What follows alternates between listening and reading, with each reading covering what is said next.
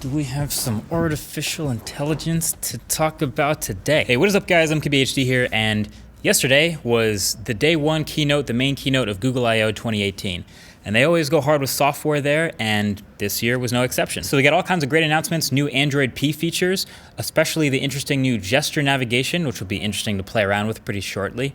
New Google News stuff, new Google Maps features, Android dashboard, all this great stuff. And in the middle of all of that, we got one of the most interesting new announcements. It went by, it was kind of early. If you tuned in late, you might have missed it. Maybe you were just tuning in to find out what Android P would be called.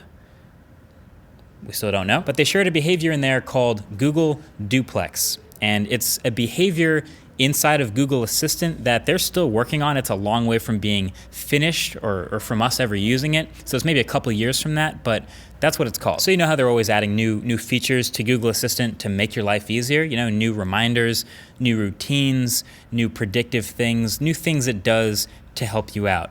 Google Duplex will make it so that you never have to call a service business ever again. So let's say I want to get a haircut next Monday at around noon. And this is at a place that doesn't do online reservations, so you have to call in to make your reservation. And you're not really into that. So what you want to do is ask Google Assistant, hey Assistant, make an appointment for my haircut next Monday around noon. And it will actually call that hair salon, pretend to be a human, talk to the person that picks up, and get you a reservation for that hair appointment at around noon. This is what it sounds like. So how can I help you? Hi, I'm calling to book a women's haircut for a client. I'm looking for something on May 3rd. Sure, give me 1 second. Sure, what time are you looking for around? At 12 p.m. We do not have a 12 p.m. available. The closest we have to that is a 1:15. Do you have anything between 10 a.m. and 12 p.m.? Depending on what service she would like. What service is she looking for? Just a woman's haircut for now. Okay, we have a 10 o'clock. 10 a.m. is fine. Okay, what's her first name? The first name is Lisa. Okay, perfect. So I will see Lisa at 10 o'clock on May 3rd. Okay, great. Thanks. Great. Have a great day. Bye.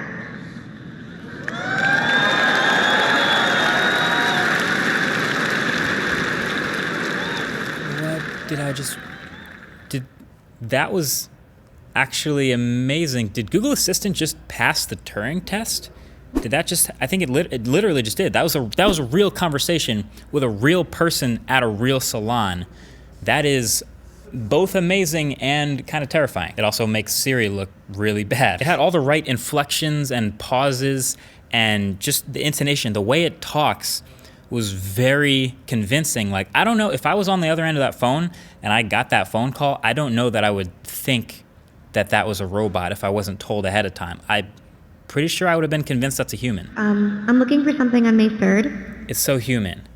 It's so human, especially the way it responds to those questions. Like, I mean, I guess that lady could have asked anything, but it's very tunneled in on making that appointment, and it was just uncanny. They did another demo on stage as well. See how may I hear you?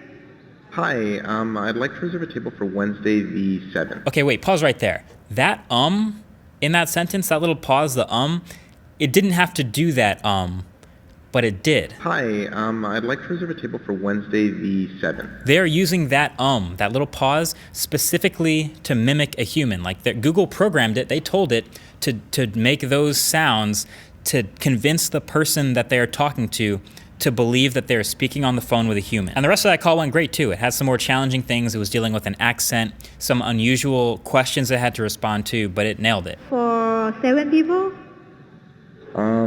It's for 4 people. 4 people when? Next Wednesday at 6 p.m. Oh, actually we reserve for like upper like 5 people. For 4 people you can come. How long is the wait usually to be seated? For when, tomorrow or weekday or? For next Wednesday, the 7th. Oh no, it's not too busy. You can come for 4 people, okay? Oh, I gotcha. Thanks. Bye bye.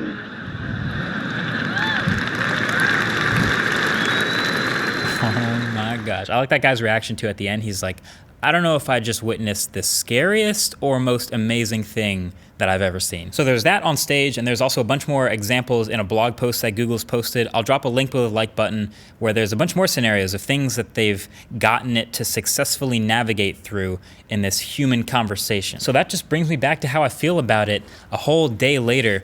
And really, from what I've seen, there's two main sides to this. Number one is the incredible technical achievement of Google with the machine learning and the artificial intelligence and the natural language processing and all of that. This is the culmination of all of their years of listening to our voices to make Duplex this good. It really is something special in 2018. Like, we've all gotten those robocalls that are obviously fake, right? They're like, hi, I'm Karen, wanna go on a cruise? Like, you ask it one question and it immediately falls apart. Like, this seems like it'll legitimately make people's lives easier. But then the whole other side of it, and it's actually bigger than I initially was thinking, is should we be worried about this? So I've seen a lot of reactions to this lately on Twitter especially, and in some videos of people saying, this is a terrible idea. Like, why would Google do this? Tricking somebody into thinking they're talking to a human when they're not. That is deeply concerning. And I understand a lot of it, even though I'm mostly on the side of this particular feature being particularly helpful. But like, if I worked in service, I think I would still want to know when I'm not speaking to a human. You know what I mean? Like, I don't have any logical reason why. It doesn't even really matter on my end, but the question is, does Google have an obligation to let that person know that they're not speaking to a human? Didn't have any, like, that stylist clearly didn't know that they were speaking to a robot. I think a lot of people say, yes, you gotta tell them, you gotta immediately let them know that it's a robot. But on the other hand, if you're coming from Google's point of view, you have to mimic a human as closely as possible to make it work. If you wanna actually get the person on the call to pick up and respond to you and book that appointment, they're listening to humans all day. They're talking to people on the phone. If they get a call that just says, hi, I'm a Google Assistant, like, they're probably gonna hang up. They're not gonna wanna answer that. So you actually have to blend in and make it as seamless as possible for Google to do their job and the assistant to actually assist you. It's just weird from our end that, all the ums and the pauses and sounding so human-like when it's not is just uncanny. So I know it's not full open-ended AI. It's not that creepy, like, pseudo-human robo status. Like, it hasn't gotten quite there yet. It has a very specific goal that it has to tunnel in on. But I guess it's interesting that basically you can see these goalposts getting wider. Like, back in the day, we used to just say, look, I just want the assistant to tell me what the weather is tomorrow and just be like as human as possible. So you'd say, hey, Google, do I need a jacket tomorrow? You get your answer. Now the goalpost is, look, I want the assistant to just make a hair appointment for me on Monday. I don't really have the time to call. I'm gonna go get on the train to work. Just make that appointment for me. And now it's gonna start doing that. But then next, the goalpost is gonna be what? Like, I want it to edit my YouTube videos for me. I want it to run a company. I want it to drive me to work. How far does it go? I guess that's really my question at the end of this. How far does it go? I had this conversation briefly with Neil deGrasse Tyson actually in a video. I'll link that below. It's pretty sweet. I would love to have this conversation with Elon Musk. He talks about this kind of stuff all the time. Hit me up, Elon. But for real, it's like one of those AI versus machine learning things where it kind of starts in a box and it's really convincing and excellent and useful in this box, but you got to keep it in that box. But my final thoughts on Google Duplex are this. I don't know if people care that they're talking to a robot. I think there's going to be people on both sides of the spectrum. But I feel like it wouldn't be that bad if you know right off the bat you're talking to a robot. Like, when I trigger the assistant on my phone or on Siri or on Alexa or any of those, and it responds like a human, I know it's a robot still. Like, it can be as seamless and human-like as possible in the voice and the dictation, but it's because I'm triggering it myself in my phone. I know it's a robot. But when you get a phone call and you answer the phone call, that gets weird because you think you're answering and talking to a human, and then you might like find out during that you're actually talking to a robot, and then you were fooled, and then it feels weird. Then it feels creepy. So that brings us to number 2, which is just how far does it go? I always wonder, what are we willing to do with robots? That's a weird question. But really, how far are we gonna go with these robot assistants in our lives? Google Duplex, really triggering the intense questions out here. I'll hang out in the comment section below. It's open-ended. Feel free to let me know what you guys think. But until the next one, thanks for watching. Talk to you later. Peace.